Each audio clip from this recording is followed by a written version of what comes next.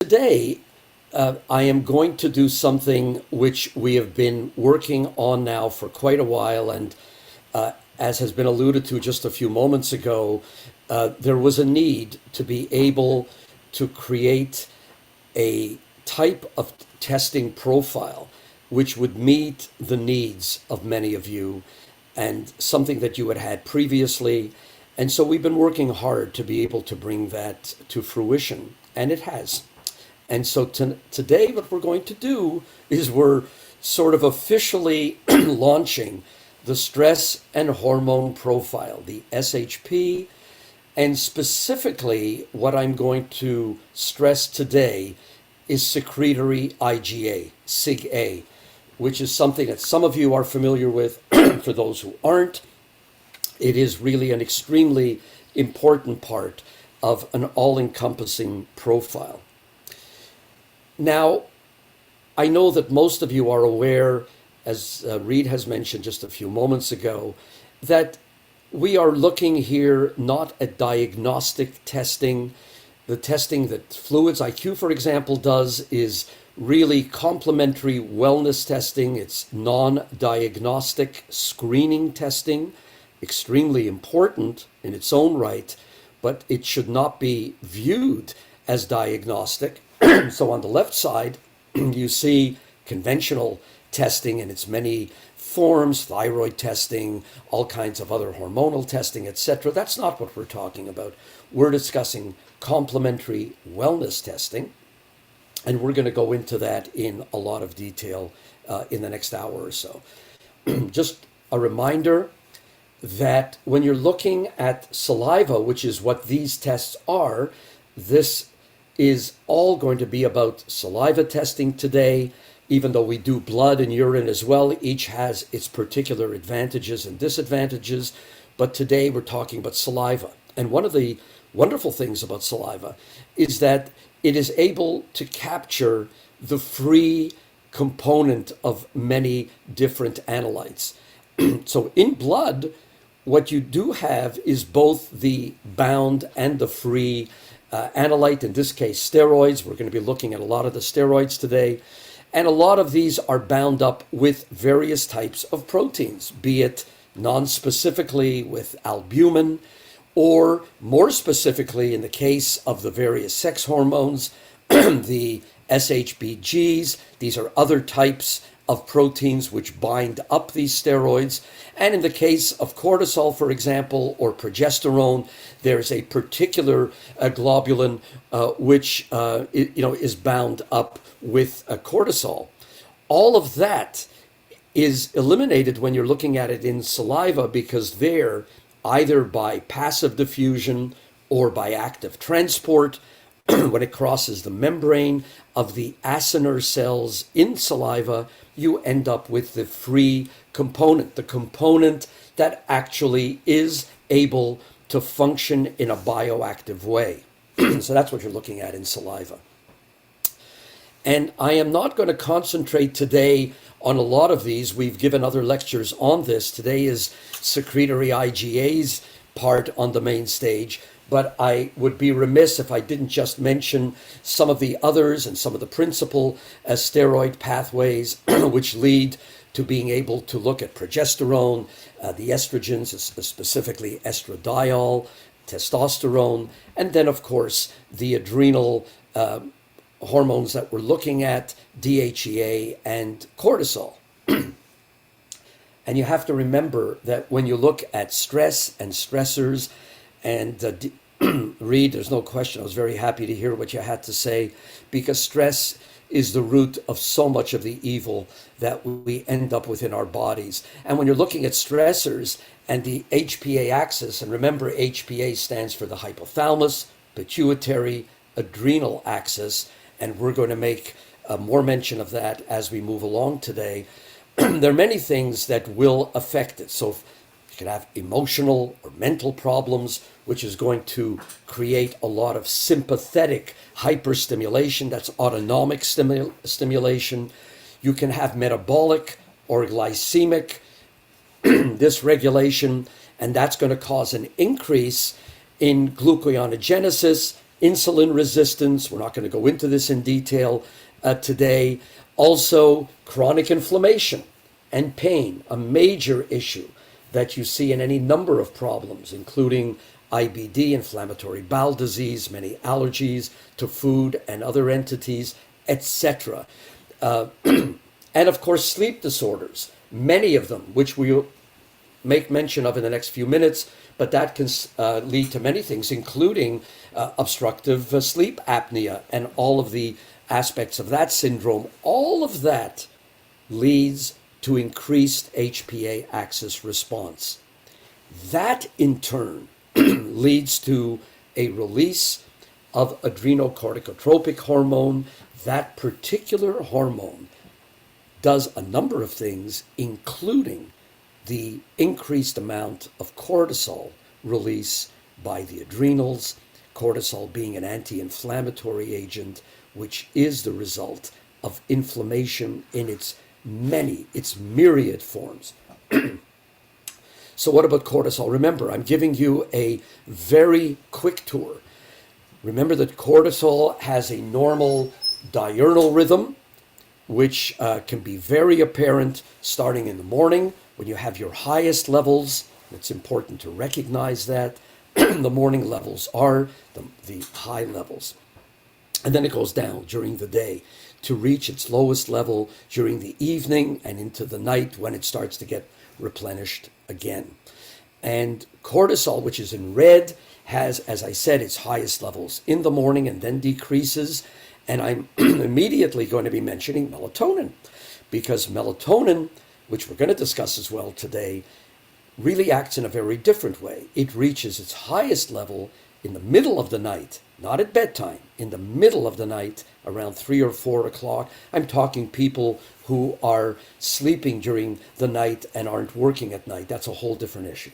But when they are sleeping at night, that's when their melatonin levels are at their highest, and then they decrease so that by the time you wake up in the morning, they are already very low, and they stay low until towards the evening, when as the light begins to diminish, it starts to rise again.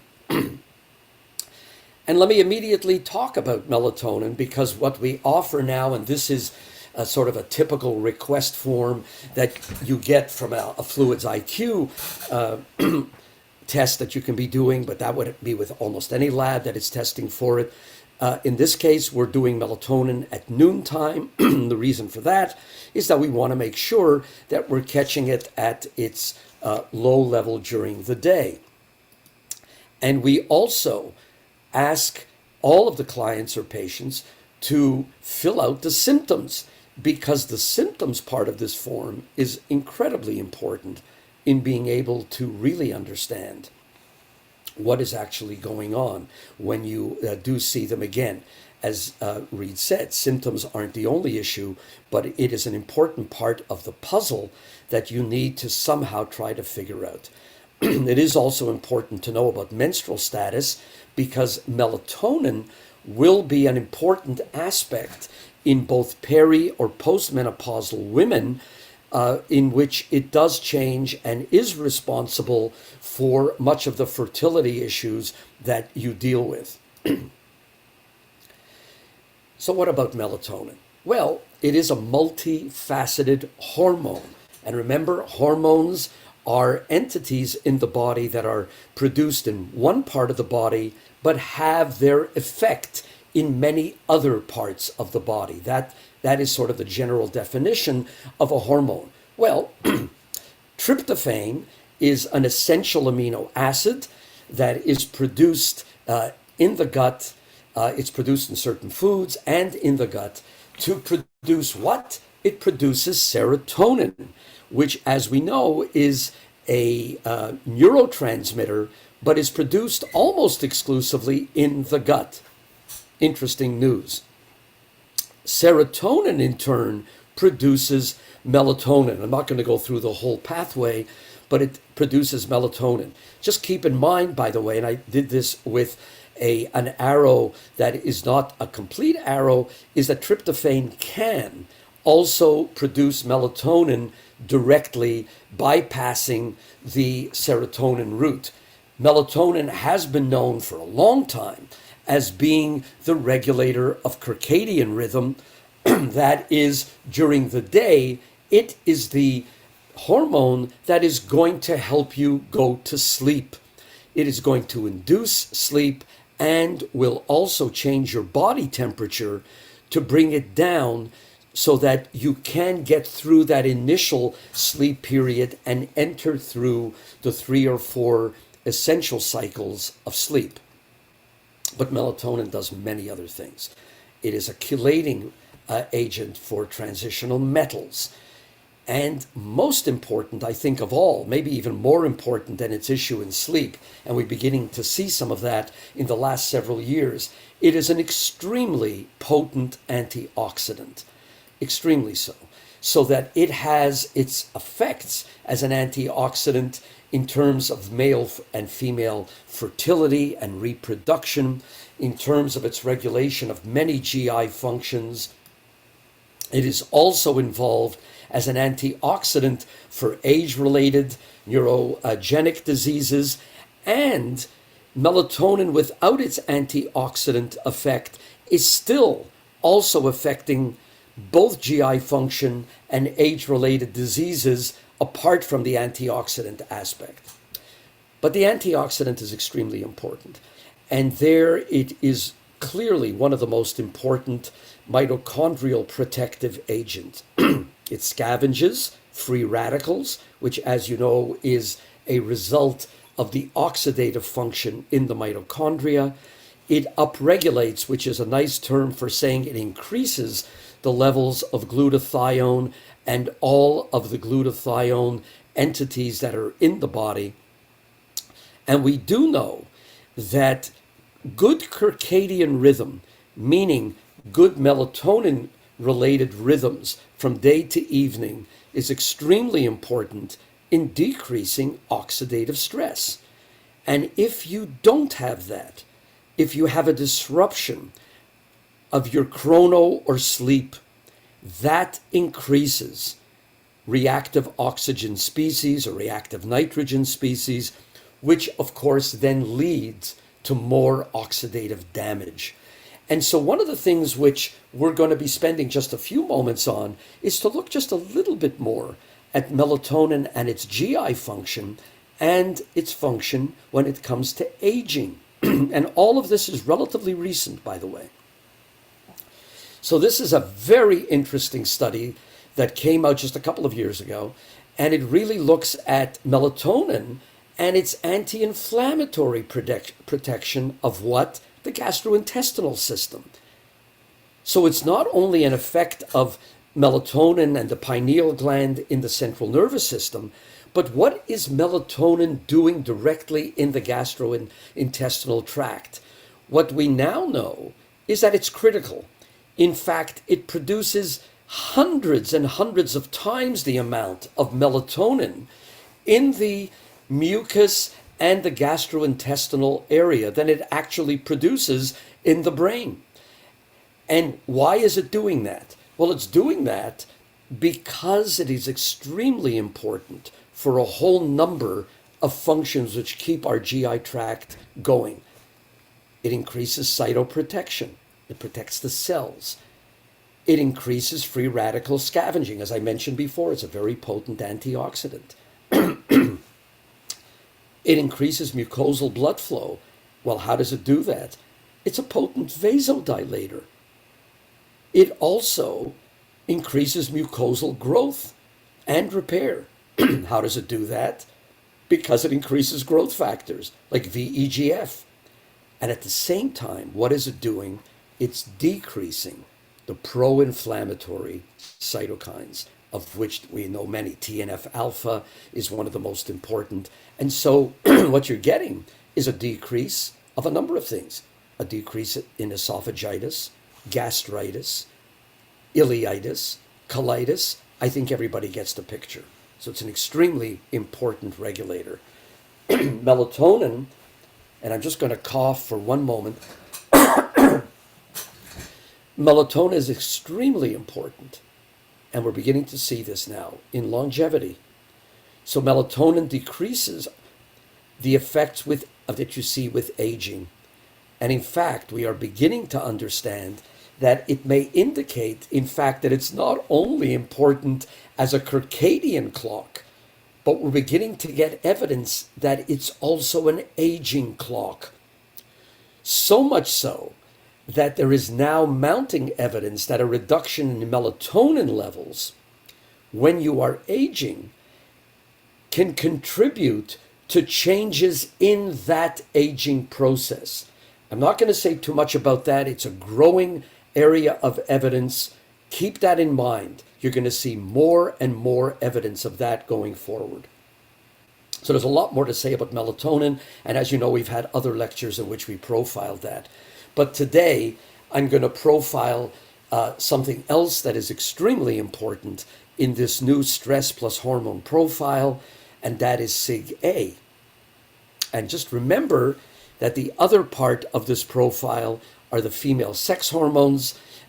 You are aware that in every monthly cycle, you do have the two stages, the follicular phase and the luteal phase. The follicular phase being the ripening of the follicle, that little cell that comes into the system and leading to ovulation. And then the luteal phase, which is the ripening of the corpus luteum, the area that is going to allow the cell to develop. And of course, if you do not get that cell to develop, there's menstruation. And so we do have the increases in estrogen in the follicular phase and the increases in progesterone in the luteal phase.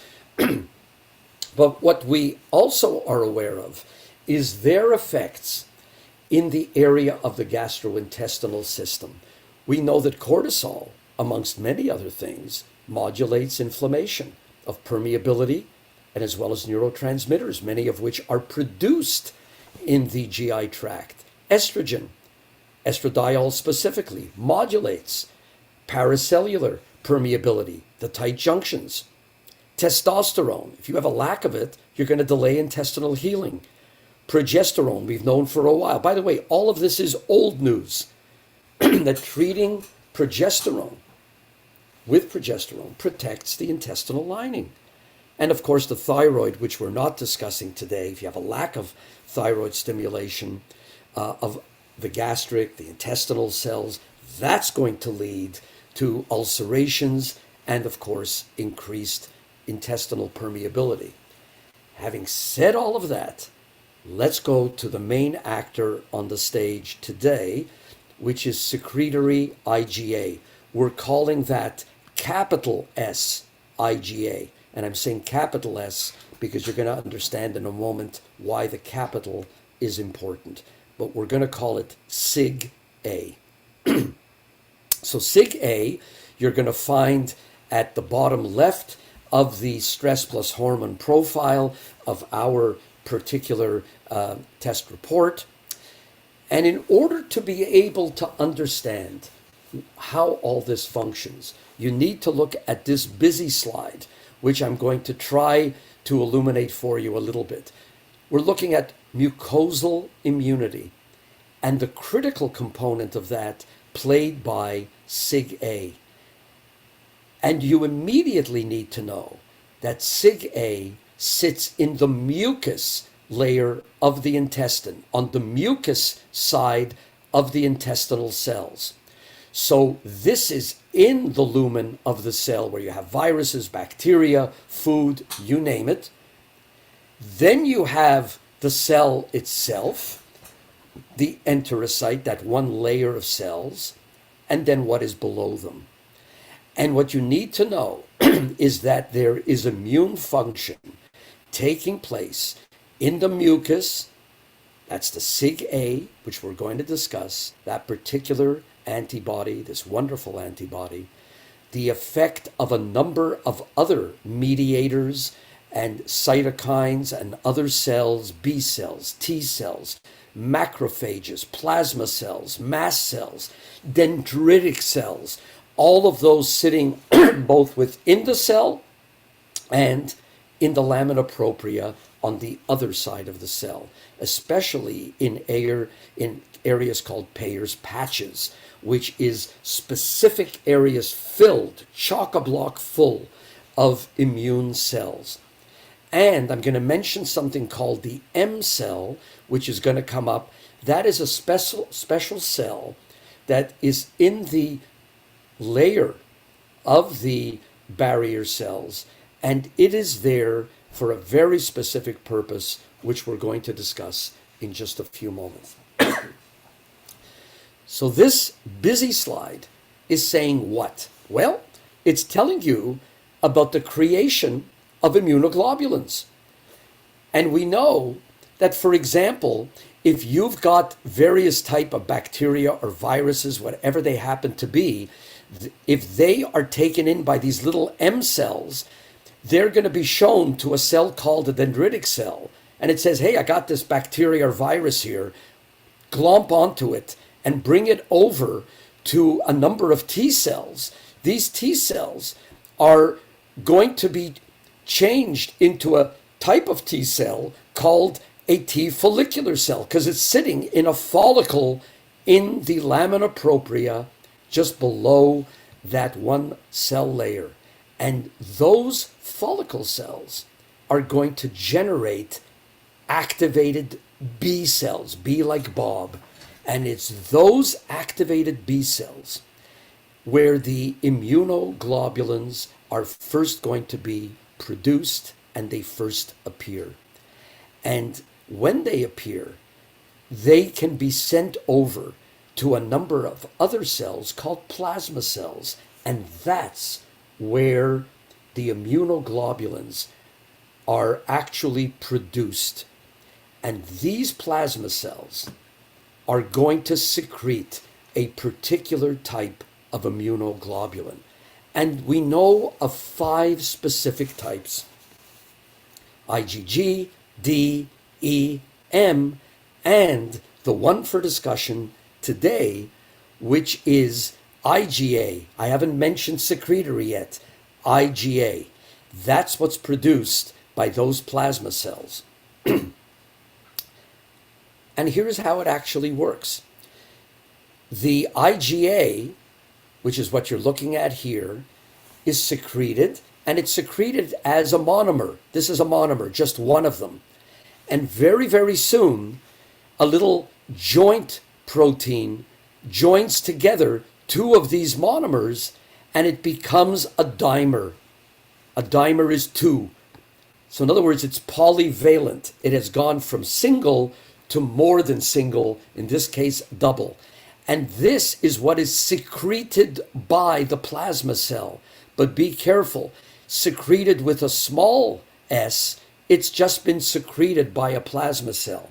Hasn't done anything else yet. So now we've got 2 monomers joined, and it's called a J-joint.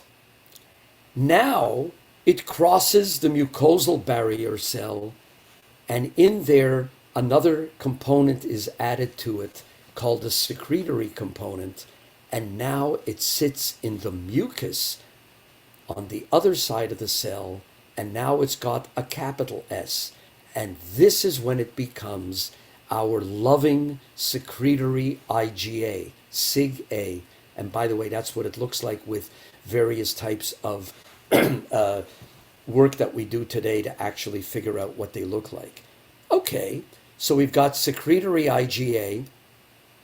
We know that it's the main immunoglobulin in the mucus secretion of the gastrointestinal system, and by the way, in other mucus areas as well. It's in tears. It is in saliva, which is why we can pick it up. It's in sweat. It's in colostrum, which is mother's milk. It's in the GI and in the genitourinary tracts. And it's also in the respiratory and prostate epithelium. It's everywhere. But it's in the mucus component. Well, why do you need a secretory component? Because when you're in the mucus area of areas like the gut and other environmentally treacherous areas, proteolytic enzymes can degrade it very quickly. So the secretory component is there to protect the IgA so it can survive in the gastrointestinal environment, which can be very acidic. It is constantly being bombarded with any number of toxins. And it needs to survive because it needs to inhibit the inflammatory effects of other immunoglobulins. And that's when we're going to start getting to the whole issue of why it's important. Because what it's doing is it's decreasing the immune response of a whole number of antigens, like foods. It's called oral tolerance, which we'll discuss in a minute. So I'm going to repeat that. What it's doing is it's glomping onto various foods and other antigens so it can get rid of them before a very strong immune response would take over. It wants to avoid that. It wants to avoid the body from constantly being in a high immune state. That's why it is a very poor activator of what's known as the complement system. The complement system is a parallel system to the immunoglobulin system, which creates very robust inflammatory response. You don't want to do that. You want to take some food out of the system before it can cause problems. In fact, it's also what's called a weak opsonizer. Opsonization is a way that other extracellular proteins can create immune response. So that's what's called oral tolerance. It's the suppression of immune responses to various food antigens and other things like commensal bacteria that are administered by the oral route that you take in through your mouth. So it's preventing harmful immune responses to very harmless antigens like foods. Can you imagine if we had a robust immune response to every food that came in? We'd be dead, frankly. So it is extremely important in doing that. Patients or clients with defective secretory systems have circulating immune complexes that are ingesting antigens, and they're developing very high incidence of allergy and autoimmunity. You don't want that. And the role of breast milk, for example, apart from many things it does, is that it's a crucial step in developing this passive immunity that goes on in the gut. I can't stress this enough. It's extremely important. I know I've shown this slide when we discuss HMOs, human milk oligosaccharides, and other things. But today what I'm telling you is that breast milk and the colostrum is extremely important in being able to develop this tolerance. So now we're going to get into the weeds, because we're going to really science out for the next 5 or 10 minutes, because I think it's important for you to really get an understanding of why SIgA is such an exciting area to know something about. Well, let's look at that one layer, mucosal layer, and let's call it, in this case, the intestinal mucosal layer. Remember, there are many other mucosal layers, but we're going to look at this particular one. Well, let's see what happens when the plasma cell that I told you secretes this dimeric or 2 IgAs. So here they are, connected by a J joint, and they make their way towards the mucosal cell. When they get to the mucosal cell, they're joined up with a receptor, which is sitting on the surface. It's this little chain, and it's sitting there waiting for this dimeric IgA to meet it. It glomps onto it and brings it into a vesicle sitting in the cell itself. So now it's in the cell. It's intracellular. When it's sitting there, part of it is cleaved away.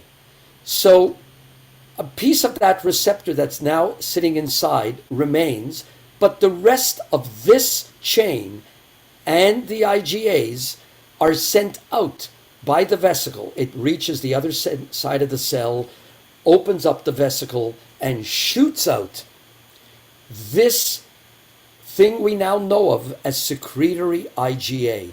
That is the combined entity of the dimeric IgA together with this secretory component, and it's now sitting in its little home, which is the mucus layer of the intestine.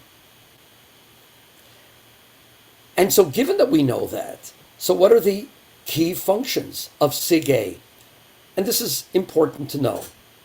And by the way, I'll just repeat, I'm going to give you this as a PDF. I always mention that in the beginning. So for those of you who are either writing madly or are dozing off, don't worry about it. I'll give you the PDF. So the key functions, well, the first one is immune exclusion. Remember, I mentioned that it is sitting in the mucus layer inside that lumen of the intestine. So it's the first line of defense in an infection. It resists the infection. It glomps onto bacteria, viruses, LPS, you name it. So it prevents those microbial pathogens, many toxins, from gaining access and actually approaching the intestinal cells and then adhering or gluing themselves onto the intestinal cell. And it does that in three ways: agglutination, mucus entrapment, and peristaltic clearance. Lots of words, but let me explain it. Agglutination is just another way of saying you cross-link, you join with the invading microbes, the toxins. It binds them. And by binding them, it neutralizes them. It neutralizes their toxic effect. It can be exotoxins, it can be various endotoxins, and it does that through this binding. We call it agglutination. When it's doing that, it's also doing it in the mucus. It's entrapping them in the mucus. Remember, those cells do not want to be looking directly at microbes. It wants all of that not to be seen. It wants it to be taken care of before it touches the cell itself. So by entrapping microbes, it inhibits their motility because they're entrapped. And as soon as they're entrapped, it says to the body, no problem, I am going to peristaltically clear it. In other words, by the muscle of the gut itself, it can clear them out of the gut before they get into the body. So if you haven't heard enough about it, now we're going to really geek out.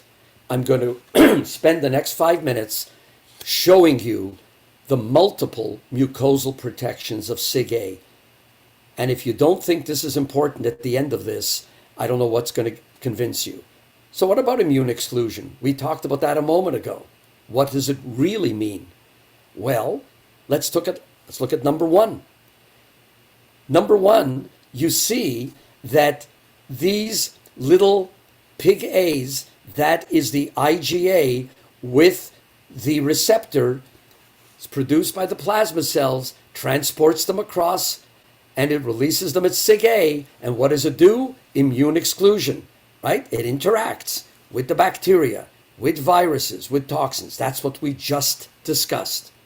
Number two, sometimes there are various things like viruses, which you see here as little stars, that get in, and the cell says, I'm not even going to let you get past me. I am going to literally bring you into my little vesicle that I'm still sitting in the cell. I haven't even gone out of SIgA yet. I'm going to capture you, and then I'm going to shoot you out into the lumen and get rid of you. So the body never even knows the virus was there. Number three, if in fact something gets through the tight junctions, it's a bacterium, and it is a pathogenic bacterium, the body says, well, you got into the lamina propria, you shouldn't be there. What I'm going to do is I'm going to glomp onto you there in the lamina propria. And now I'm going to bring you in as I'm forming SIgA, I'm bringing you with me, and I'm going to put you into that vesicle, and as I'm shooting out a SIgA, I've got you attached to me. I'm agglutinating to you, and out we go together. And interestingly enough, some of this secretory component can sit by itself on the surface of the mucus layer, all by itself, and it can contribute to protection of the epithelial surface because it doesn't allow the cell surface to be attacked, and that is extremely important. But apart from immune exclusion, I told you before that SIgA has other functions. Well, one of the functions it has is in that ubiquitous M cell that I told you about. And the M cells are the cells in the gut lining that will look at what's going on in the lumen. It's going to pull in certain bacteria and viruses, and it literally pulls them into a little dome sitting underneath it, where it shows them to a bunch of cells which are going to kill whatever got in there.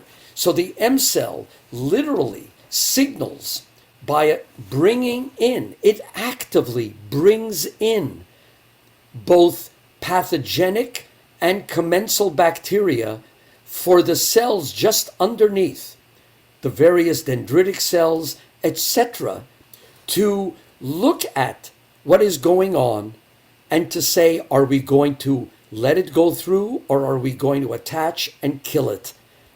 And so M cells are important in order to tell the body, does it need to bring out the big guns to be able to deal with a lot of inflammation, or is it not that critical? It also does it with LPS, lipopolysaccharides, which are created, as you know, by gram-negative bacteria in the lumen.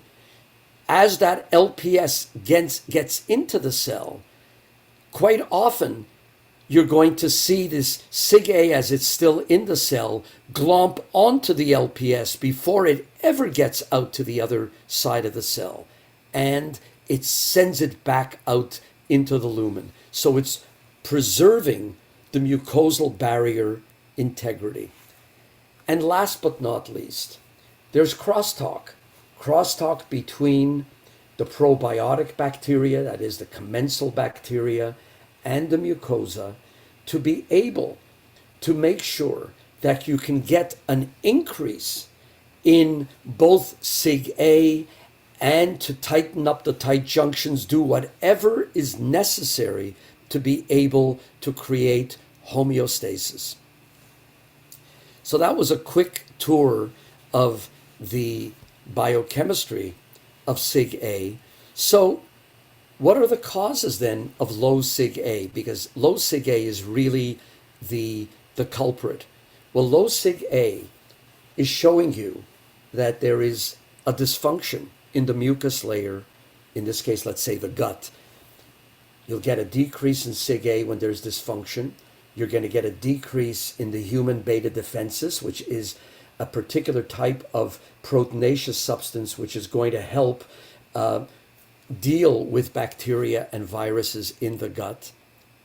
And to do that, it needs a very diverse, abundant microbiome. And if you start losing that diversity and you don't have enough commensals, you are going to start losing your levels of SIgA. If you get increases in cortisol, increases due to stress, you're going to get adrenal dysfunction due to all kinds of reasons. That will lead to, in a push-pull way, increased cortisol, gives you decreased SIgA. Chronic infections will do it. Very poor dietary choices. In other words, it's not just about the calories. They need to have all the other nutrients. You can be calorie rich, but you're devoid in nutrients. And if you're devoid in those nutrients, one of the nutrients that you're not getting is tryptophan. And if you're not getting that amino acid, remember, you don't get serotonin, you don't get melatonin, etc. Certain medications, many anti-inflammatories, many antibiotics. That's one of the insidious problems with high antibiotic use. And of course, chronic food sensitivities. And that is a very complex issue. Which is triggering which? I'm not going to deal with that. That's a lecture in and of itself. There are all kinds of things then that we know cause low SIgA levels. And what is the clinical relevance of that? Well, chronic stress, we know, and adrenal imbalance is going to cause SIgA depletion. So that lowers the immunity. It increases your infection risk. How are you going to see that clinically? Well, does the person have a history of stress, bereavement, demanding job? The list is endless.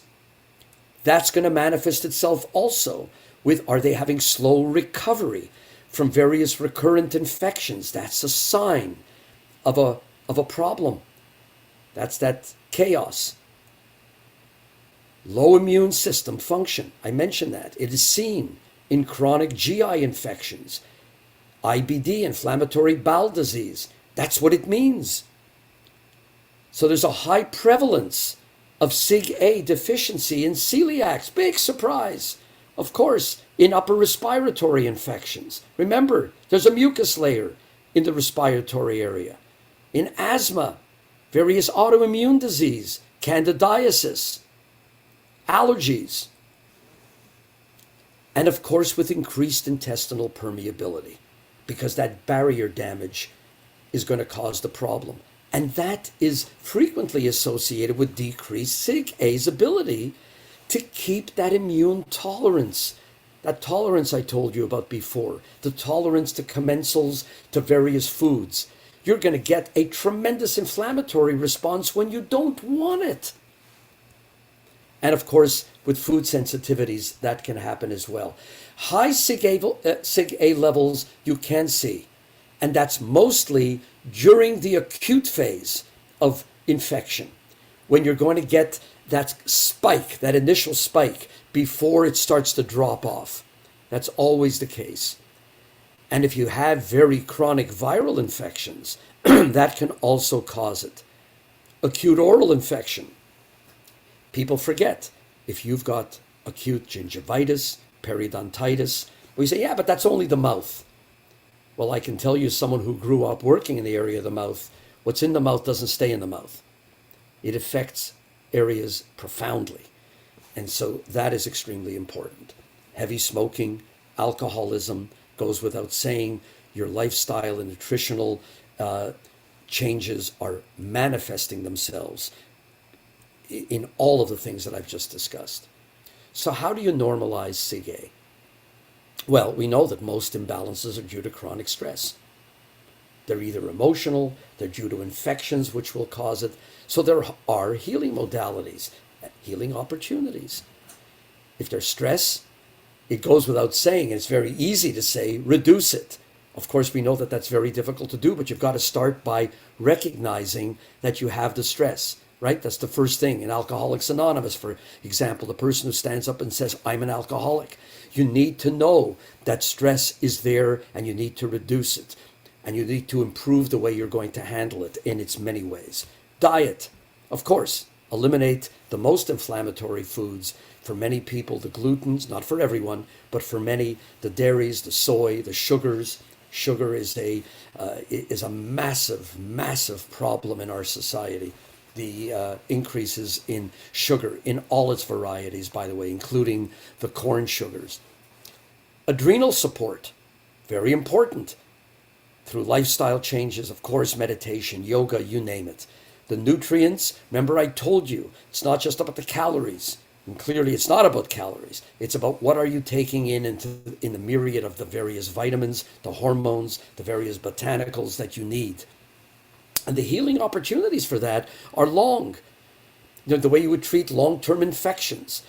Again, with the nutrients, I'm really focusing on that because we forget about that very often. You cannot, for example, if you're going to have a vitamin D is not going to work well unless you add to that, in many cases, zinc, magnesium, you name it. You've got to be able to recognize that you need to have a multi-pronged approach to the way you're going to deal with this. You need to address those infections, which may be causing or may be apart from the various food sensitivities. And gut healing in and of itself.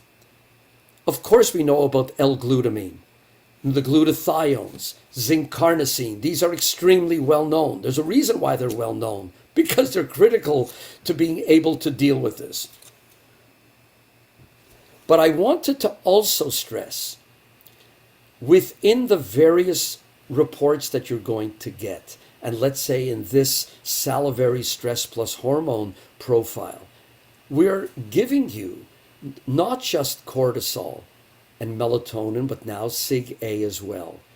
And so it's important to understand the relationship of these particular entities. And in order to do that, you need to have a little bit of an understanding as to the physiology, and in this case, the metabolic physiology that is going on. So and it bears repeating, even though many of you know what this is. So you bear with me. If you take in food, what are we doing when we're taking in food? Well, we're taking in proteins, the various types of carbohydrates, which are in the complex forms for the most part, and the fats, the triglycerides, etc. And then they go through what is mostly catabolic action. What is catabolism or catabolic? It's the breakdown of complex molecules to simpler ones, right? That's what you need for energy release. Anabolic is just the opposite. It's the biosynthesis, going from simple to more complex molecules for various reasons. But we begin mostly catabolic, because you got to break down the larger molecules, whatever they be, proteins, carbohydrates, and the fats, and the triglycerides. You need to break them down into simpler forms that can be held in the body. And as soon as it gets into places like the liver, of course, not only is there catabolic action, but there's anabolic at the same time, because it's beginning to also create storage forms both in the liver and then in the various other areas, including muscle, etc. So when you now have broken down the proteins to amino acids, now you want to anabolically create from amino acids the various types of proteins that you require, especially to get things like muscle, for example. And remember that in the muscle, you are now holding tremendous stores of protein, which can be cannibalized and go through catabolic action when you are in a starvation mode. Glucose, what do we need it for? Well, we need it to build up to create ADP, which then creates ATP. Why is that important? Because that phosphorylated form is what we need to create energy in the mitochondria of the cells. Without that, frankly, we're not alive. So glucose is a critical component for that. And of course, we know about glycerol and the fatty acids, which then anabolically are creating our lipid synthesis and the storage of lipid. And they too can be broken down when you're going through weight loss, either through starvation or in general weight loss programs in which you're creating catabolism. So that was just a quick tour through that in order to give you an understanding. So what does all that have to do with the price of tea in China? Well, cortisol and adrenal response to acute stress is what is so critical to its functioning, because it was developed in our development as an animal species to prepare us for fight or flight. Are we going to go and fight, or are we going to run away? It's extremely important, because if you're going to do that, what are you actually doing? Well, you're increasing your sympathetic activation, the amount of epinephrine, that's adrenaline is another way of saying epinephrine. What does that do? It increases your heart rate, your blood pressure, the lung capacity and the air passages, and you are redistributing blood to the muscles and the brain because you want to run away or you want to start fighting. That is not the time to be digesting food. So the other thing it does is it increases blood glucose. Well, why? Well, because you need immediate energy. You need them for the skeletal muscles to do one of two things. Either you're going to fight or you're going to run. One way or the other, those skeletal muscles need energy. So it is inhibiting insulin because it doesn't want you to store glucose, which is what insulin does. It wants you to decrease storage so you can use it for energy production. But at the same time, what is it doing? It's decreasing the inflammatory mediators, those inflammatory signals. It doesn't want them. It decreases interleukin-1. It decreases IFN gamma, TNF alpha. It wants to protect us from an overactive immune system. Why? Because if you have an overactive immune system, you're not ready for fight or flight. You want to decrease inflammation. So it's doing all of that very quickly. And so stress and the gut immune neuroaxis is extremely important because for gut homeostasis, you require neuroimmune modulation. The hypothalamus, the pituitary, to this adrenal gland so that you can actually produce the various hormones produced in the adrenal. In the cortex of the adrenal, you produce cortisol. In the inner part of the adrenals, you produce, here we are, epinephrine and norepinephrine. So there are hormonal influences that are going to generate intestinal secretory IgA, SIgA, those neurotransmitters, and the various other hormones.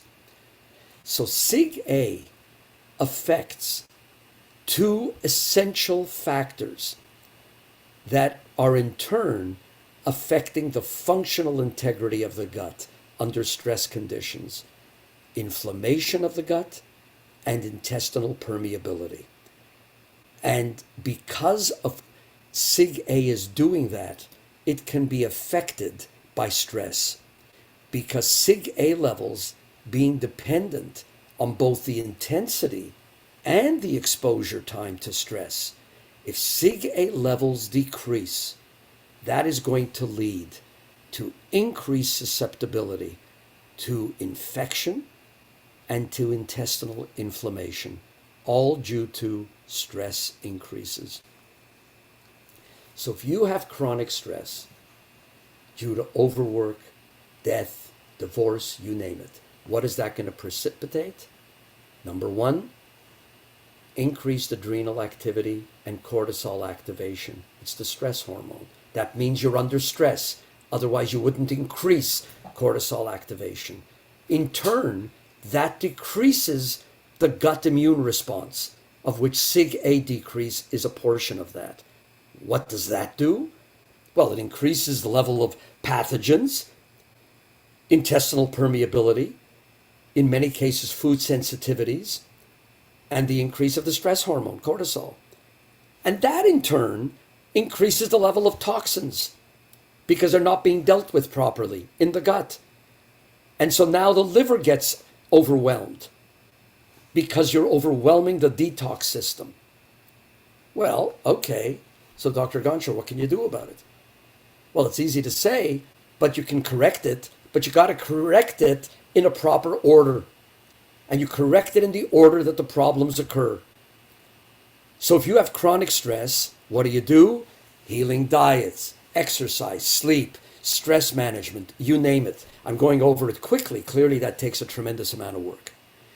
And you create nutrient replacement, the proper nutrients that you're going to need for the adrenal support, the essential fatty acids and amino acids, of course, the minerals, you name it.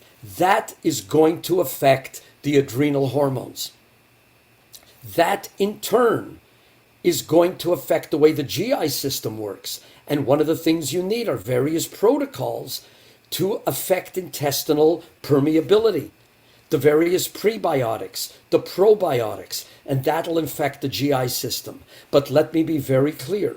You've got to do that in order. If you don't deal with the issues of stress and all of the things that you need to do there, you can be working until the cows come home on the GI system. Yeah, you may work on the edges, but you're not going to be able to really deal with the total issue on its own. And if you do deal with the GI system, having dealt with 1 and 2, you will begin to get liver cell support, which is going to decrease the overwhelming problem that it's dealing with in detox. So, what is that interaction of chronic stress and the cortisol-gut interaction? Increased cortisol causes a decrease in the gut mucus lining. And remember, if SIgA doesn't have a home, if it does not have enough mucus or a change in the mucus, it's in trouble. So cortisol causes a decrease in the gut mucus lining and in production of mucus. And what does that do? It leads to a negative influence on the levels of SIgA. Another way of putting it, it decreases SIgA. It also decreases the amount of T and B cells in the Peyer's patches. Remember that area chock-a-block full of immune cells. So that causes a decrease in the creation level of intestinal SIgA. At the same time, you end up with increased amounts of yeast. There's a yeast overgrowth. So with chronic stress, cortisol interferes with the ability of the T cells in that gut lining to proliferate and regulate the immune response. And that leads to a lower level of SIgA. Higher cortisol, decreased SIgA. Here's another one. SIgA and Candida. I've talked to you about Candida quite a bit. We're going to spend about a minute on it. Remember, Candida is one of the main forms of yeast that is found in very small amounts actually in the body. It's only about 1% of the total microbiome, but the microbiome is trillions of cells, so it's still around in a lot amount. It is the only fungal species that actually coexists peacefully with the normal microflora. But remember, I'm going to throw it out now. That's only in its spherical form. Keep spherical in mind. But it plays an outsized role in shaping the immune response if you're looking at that impact on the health of the host. But if you have candidiasis, which is an increased and an inflammatory effect of Candida, that particular fungal infection from Candida can cause a problem, because we know that Candida colonizes the mucous membranes. With higher levels, it can pass into the bloodstream, where normally should not be, and that therefore will stimulate the immune system, which then sets off an antibody reaction and production against Candida albicans, which normally should not be the case. Just remember that not all Candida is bad. Candida normally lives in a spherical form. And I know I've mentioned this to you a number of times, but it bears repeating and is going to become more important as a way of looking at it clinically. Candida actually exists in 3 forms. It is a typical yeast in a spherical form, the pseudo-hyphal form, and hyphal. When it's in what we know as its normal yeast form, it just colonizes the mucosal surfaces, and it sits there doing its job as part of the whole microbiome. It ain't bothering no one. And it'll only be disseminated to other parts of the host tissue of the body when you are immune compromised. Otherwise, it doesn't bother the rest of the body. But we're jumping over to a hyphal form. When it gets to this form, which looks like a tree in the winter without leaves, That's when it's an invasive form. That's when it causes problems, when it is virulent, because it can invade the host tissues, the mucosal layers. It breaches those layers. It can lyse macrophages and neutrophils. In other words, it can enter into macrophages and blow them open. That's not good. So we have been learning an awful lot about them. And for the next couple of minutes, I'm going to tell you about some of the recent information. This is 2021-22 information. And we're now beginning to understand an awful lot about Candida and gut health. We know, number one, that IgA, and it's definitely in its secretory form, targets, remember this, the hyphal form of Candida. It's not targeting the spherical form. It targets the hyphal form of Candida and the various parts on the surface of Candida that will cause adhesion or attachment to all kinds of things sitting in the gut. So that's what IgA is targeting. And when it targets that, it exacerbates intestinal damage. So isn't that interesting? The immune system is able to distinguish between benign and harmful Candida forms. That's quite a revelation, actually. So what's the conclusion of that? That adaptive immunity of the body, what we are doing on a daily basis to adapt to the vagaries of life, does the following. It selects and targets the hyphal Candida form in the gut. It suppresses that particular type, which then allows the commensal portions of both the fungi and the bacteria to improve, and that improves commensal fitness. So remember, the pathogenic hyphal form of Candida albicans and the associated virulence factors with that are shown to be less fit for gut colonization because they're being attacked immediately and you get rid of it. And what commensal fungi do, those spherical fungi, what happens with them is that the IgA is able to look at them and is able to say, oh, okay, I'm not going to attack you. So it's able to uncouple that colonization from pathogenesis. It's able to promote homeostasis by saying, we're not attacking you, the spherical form. Go ahead and what you need to do to promote homeostasis. Well, there's also a study in mice, and you look at its feces, and you look at the SIgA fraction in the lumen, and what do we find? That it is directed toward fungi. Same thing. Another study that's finding that. And what is the fraction that it binds to? The hyphal form. It's attacking and attaching to the hyphal form. So, antibodies in the gut, such as SIgA, help to regulate the pathogenesis of Candida albicans in healthy individuals. It's a protective mechanism. And we know that it might be disabled in individuals with Crohn's disease. What an interesting look at this issue. And by the way, we are even looking at other stuff. This came out last month, and it's looking at how fungi shield the intestines from injury. And not only that, they also shape the social behavior as well. So what we're finding is that fungi in the intestinal mucosa are inducing immunity through various types of cells that strengthen the mucosal barrier. So number one, it's the barrier that gets more protection. It's doing that. We say, okay, we get that, but it's also doing something else.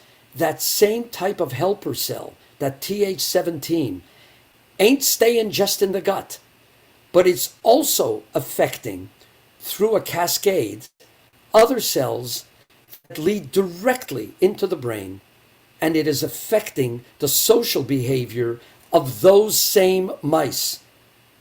So not only do you have fungi in their spherical form helping to protect the body, but it's also shaping the way in which we behave socially.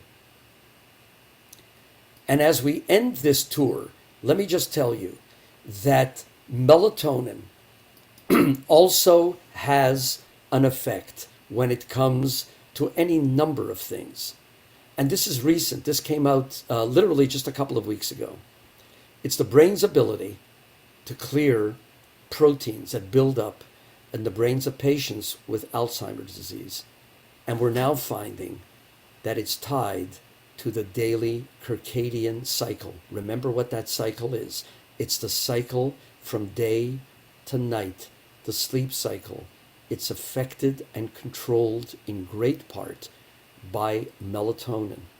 And it's a potential explanation for the link between Alzheimer's disease and the disruptions to a person's sleep cycle. Am I saying that's the only reason? Of course not.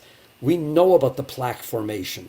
We know what goes on in Alzheimer's disease. But the question we need to ask ourselves, to sort of be out of the box, as we've said in the last number of years, what else is causing problems for these people? Why is it happening? So it underscores the very great importance of healthy sleep habits for any number of reasons, but clearly for the sleep habits in these people and in preventing the formation of amyloid beta 42, one of the amyloid plaques that clump in the brain. And as this particular study said, the authors of this study said that these findings point to a potential new therapeutic strategy for Alzheimer's disease. They actually go into much greater detail. So with that, I finish my tour of the stress plus hormone profile.